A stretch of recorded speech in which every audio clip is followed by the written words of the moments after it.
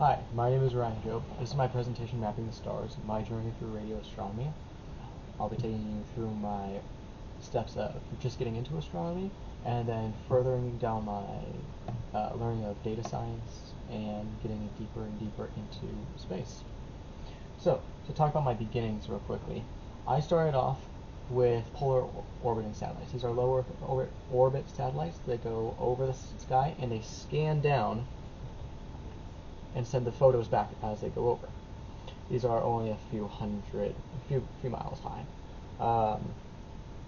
And I got them with two pieces of 20 centimeter long wire. So very simple, just going into a USB stick that goes into my computer. I got my first half-meter antenna on my 16th birthday. I used this for geostationary satellites. Satellites are about 10 times as far away as those polar orbiting satellites, and they stay in the same spot the whole time throughout the sky that they're orbiting. I use this one mainly for geostationary satellites, and then I realized it could also be used for mapping the hydrogen line of the Milky Way. So hydrogen has a property where it actually emits on the 21 centimeter radio band. So I used that. You can measure that data, and I'll show you an example right here of that data. So you can see here an image of the Milky Way, and where there is a highlighted portion, there is a stronger frequency. So you can measure where matter, stuff, where hydrogen is because of that frequency.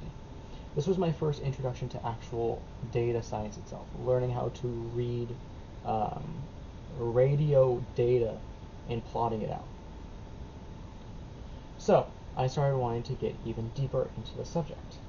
So this was my big project, trying to catch a pulsar.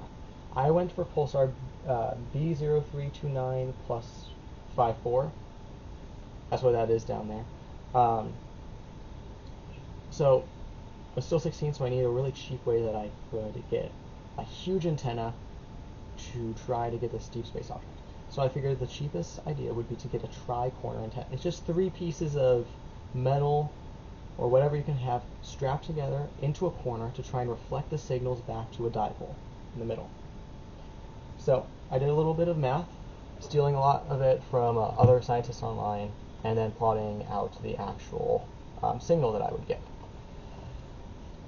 And then one day when my parents went off to somewhere on a date or something, I, in my garage, built it all that night. So this was a 3 meter by 3 meter by 3 meter antenna. So it was a relatively large antenna, about a little bit taller than I was, and about the same length. This wasn't just it though. So I had a little bit of trouble. I needed to build a bandpass filter for the 422 megahertz band. And these were expensive to make because I didn't have access to a CNC router or huge blocks of metal or anything like that.